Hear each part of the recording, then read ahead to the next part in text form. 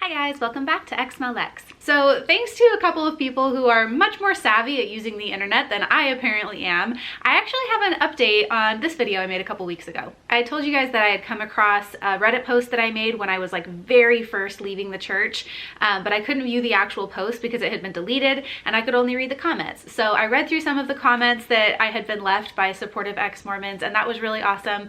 But I'd said like, I can't find the original post, it's been deleted, and a couple of people actually did find it somehow. I'm not really sure how that works, but they were able to pull it up. So thank you so much to those people. That's really cool. It was like actually emotional for me to read through it the first time.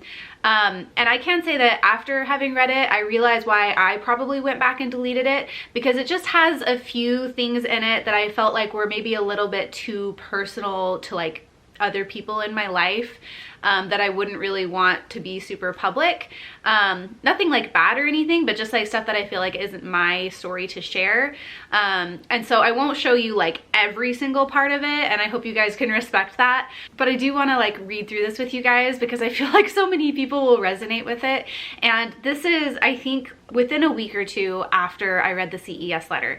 My whole life was like in turmoil at this point, and it's so interesting seeing that perspective and then seeing where I'm at right now. So I just want to read through it with you guys. Titled, Almost an Ex-Mormon and I Need Help. Hey all, I have been like an ostrich with its head in the sand for a few years. Very true. I would see negative comments or things like that about the church online and I'd ignore it. I literally would click away and purposely avoided anti-Mormon anything. That's what we are told to do. I was trying to do the right thing. They tell us it's all Satan trying to lead us astray. I feel like anybody who is a member of the church can relate to that. Like anything negative or even potentially negative about the church is labeled as Satan trying to lead you astray. It's just anti-Mormon stuff and people just trying to get you to leave the church for whatever reason. And that's kind of how every negative thing is explained away. Even if you are talking about the history of the church and talking about how Joseph Smith and the early Mormons were persecuted, they never present any good reasons for why the church was persecuted or like, you know, anything solid. They'll just be like, the people just had the spirit of Satan in their hearts and the church is really true. And so, you know, Satan was trying to lead people away from it. And from the very beginning of the church all the way until now, that's how a lot of Mormons view anything that's anti-Mormon. Fast forward to last week, I found out a close family member is struggling. I want to just skip a little bit right here. You guys, if you like are familiar with my story, you kind of know like the background on this. I just feel like there's some stuff in here that's too personal, and so I don't really want to share too much of it. But basically, I had a family member that was struggling. There were some things that I knew about the situation and things that I didn't at this point. But they were struggling and I was like, oh, there's like, it's gotta be like church related and stuff. And so yeah, I'll just leave it at that. Basically, after I found out about this person struggling, and because of a few back of my mind, top of the shelf questions that I had, I finally decided to read the infamous CES letter I had been avoiding, simply because I wanted to help. I figured it was probably something only people with weak testimonies left over.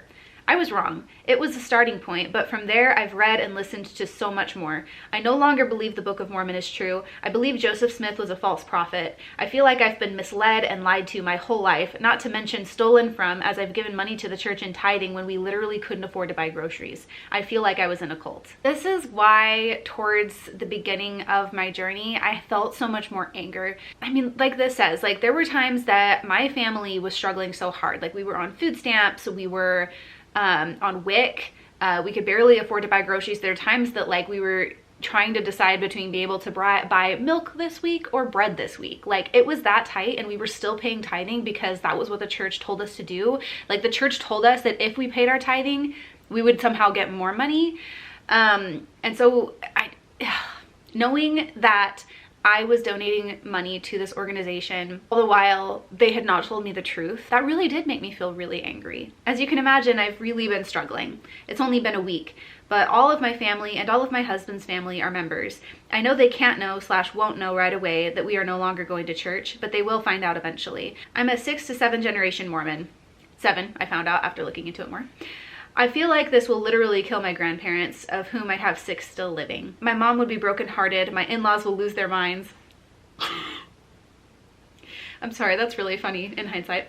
My brother-in-law just left on a mission and I want him to know the truth and come back now. That was really hard. Like, I remember he left on a mission probably like a few weeks before this. So he was like fresh out, and my husband and I were really struggling with that just because we felt like he probably doesn't know all this stuff either.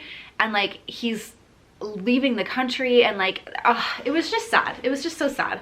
I have 4 small children and their grandparents are going to be in shock and incredibly sad. I don't know what to do. We don't have to say anything right away, but eventually it's going to happen and I have no idea how to approach it. Truth be told, I want to word vomit on everyone and tell them all I've learned so they can leave the church too, but I know that's not how it works. The church is too ingrained in their lives. I've been crying every day myself. It's so much to take in when your entire life and everything you've done is based on a lie.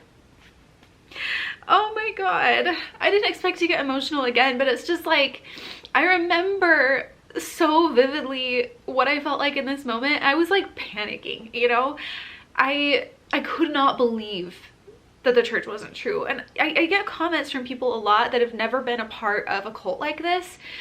And they're like, how can people believe this? Like, how is it possible that so many people can be so convinced that this is true? Like, I look at it and it's obviously false.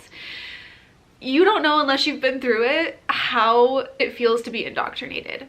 This was my entire identity. I just almost, I don't even have the words. Like, this was everything to me. It was my whole like existence was based around this, and finding out that it wasn't true was genuinely devastating.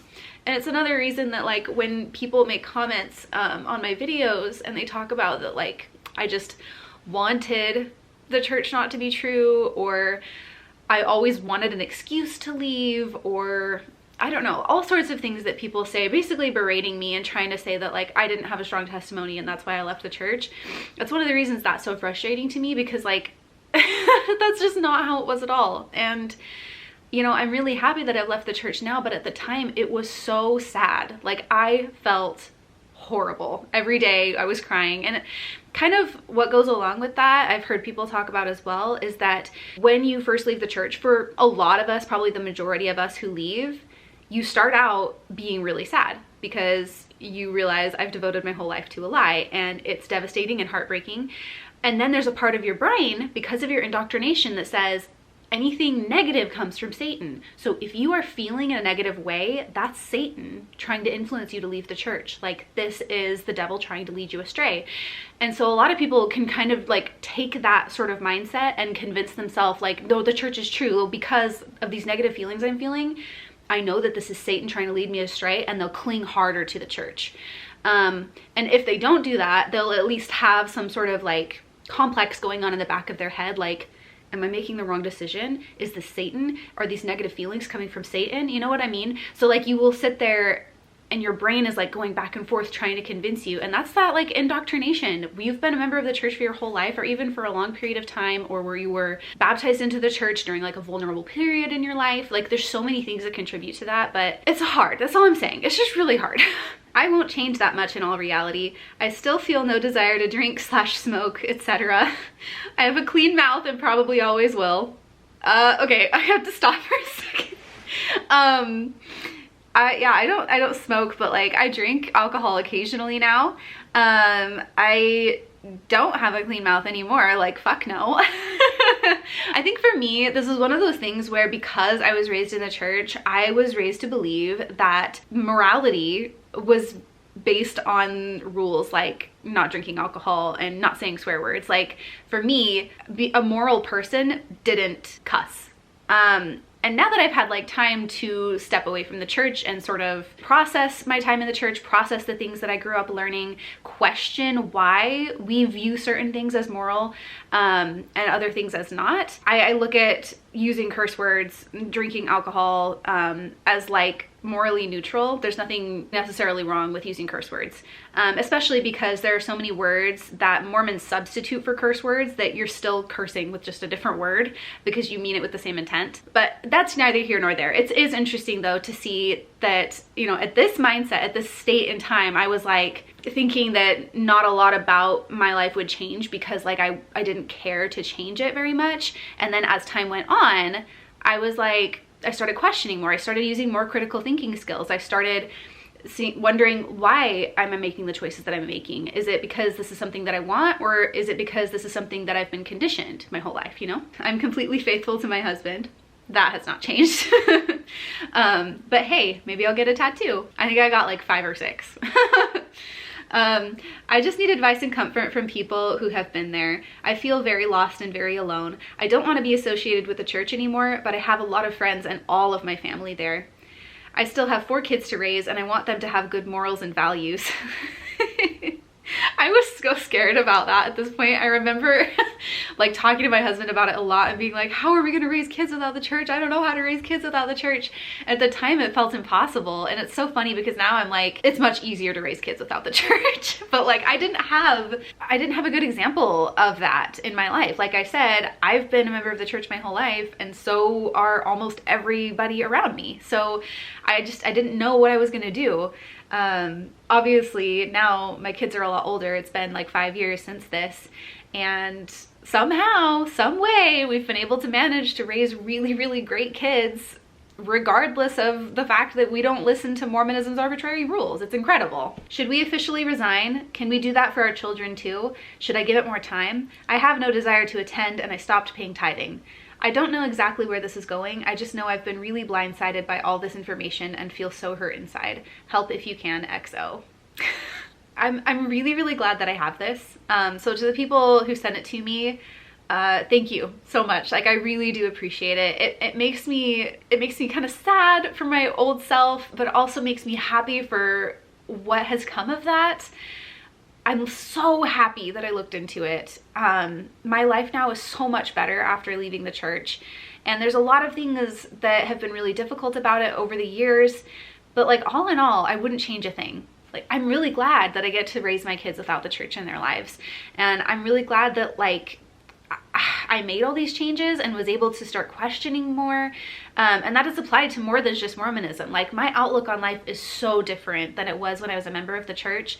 I feel like I'm less judgmental. I feel like I'm more open-minded. I feel like I use a lot more critical thinking. I feel much more authentic. I feel a sense of freedom. And seeing like the way I was feeling then, I wasn't feeling that freedom yet. I didn't talk at all about like, wow, I feel like I can be authentically me and I can feel this freedom. I wasn't there yet. It was so new and fresh that it just felt devastating and sad. I didn't see this light at the end of the tunnel yet. But like, here we are. This is where we're at now. Life is so much better on the other side. And sorry, I feel like so emotional. I just hope that by reading through this, you guys can see and remember, like, for those of you who have gone farther in the journey, what that felt like and how you feel now can be so different. When you first start out, it can feel like the whole world is just falling down around you. But you give it more time and you start to see that what you thought you had wasn't real. And the real world, what is out there, like outside of that Mormon bubble, is really, truly beautiful.